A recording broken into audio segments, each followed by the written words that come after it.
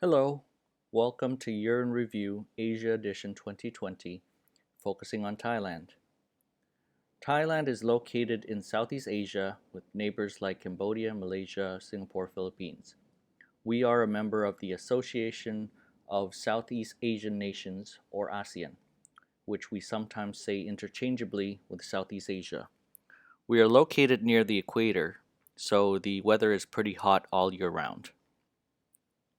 Hi, my name is Piyapong Winpraserti, but I go by my nickname Pi.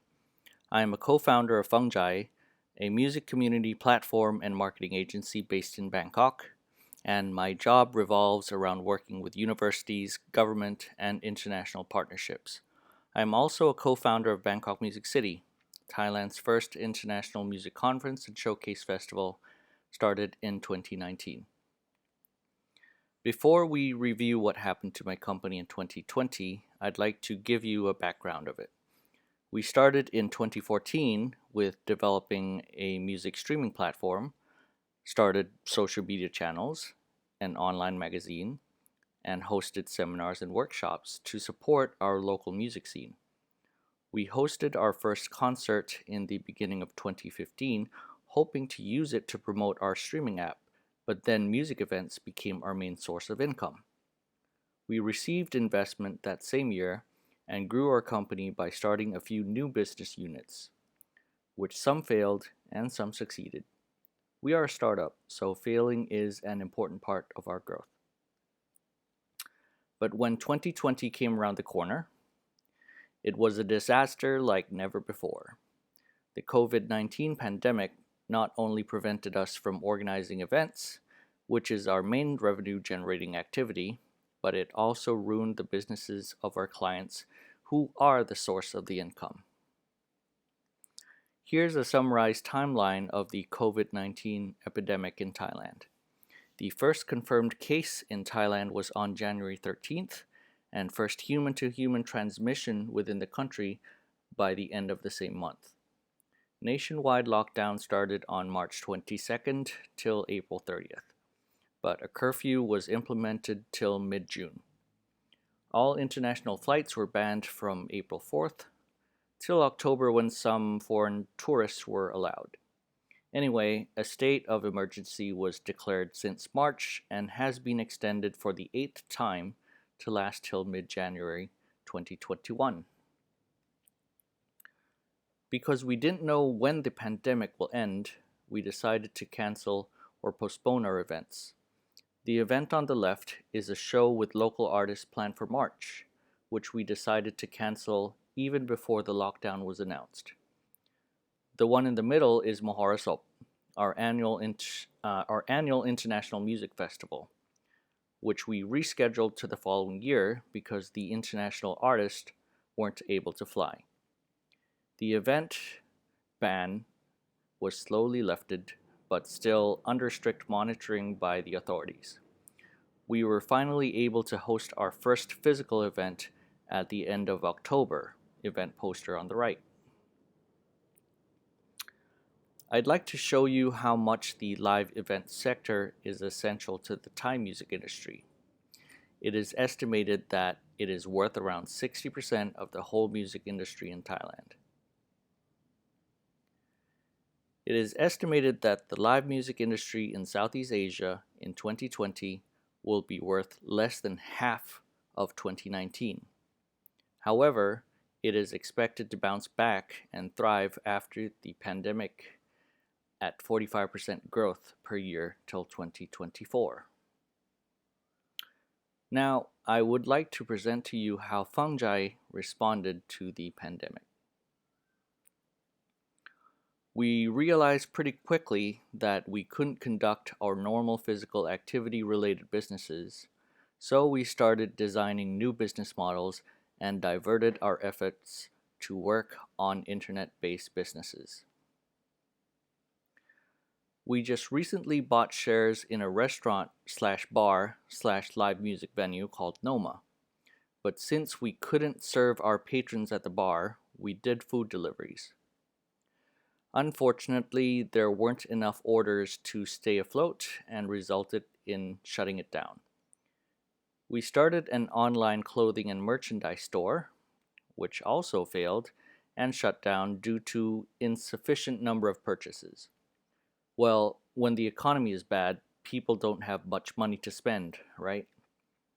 Online education was another field we tried. We focused more in music business and production courses rather than music lessons like other platforms, which was kind of successful and is still running today.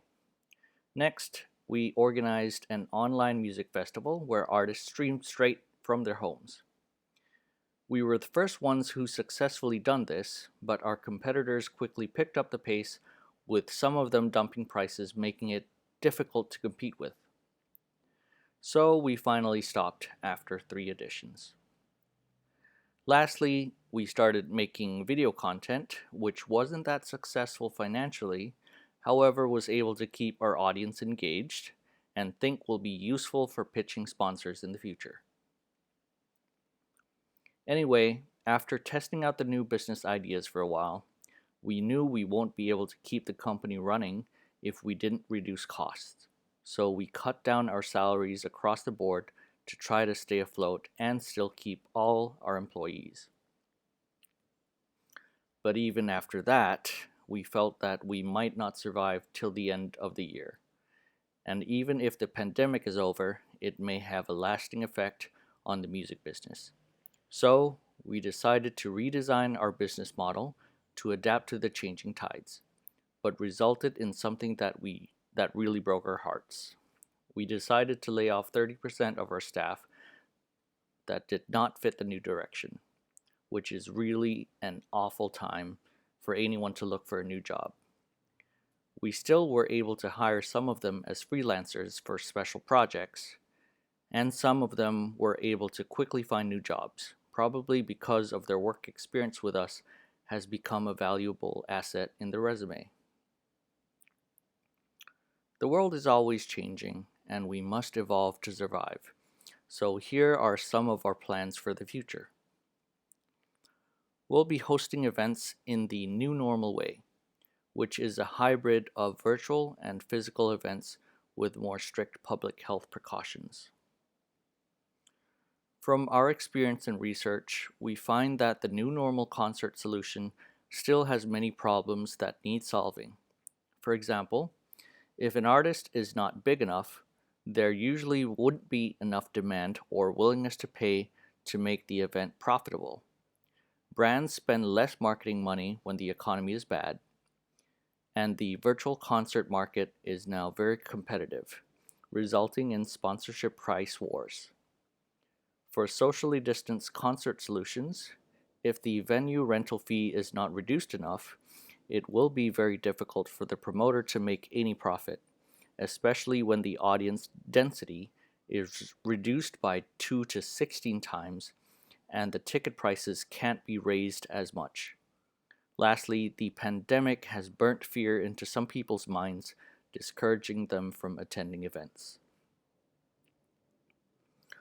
Although we have already hosted virtual concerts and festivals, there are still many virtual concert methods and solutions available, which we will continue to explore. Examples of virtual concerts ranges from ones that mimic the real concert experience, like the one by What the Duck music label in Thailand, that projects thousands of audiences on large screens in front of the artist performing in a studio. A virtual concert by Thai artist Stamp Apiwat, who interacted with his fans on the green screen behind him, and the fully virtual one by Travis Scott. And we have already organized social distance concerts, which weren't so financially successful, so we hope to find better ways to make them more profitable in the future.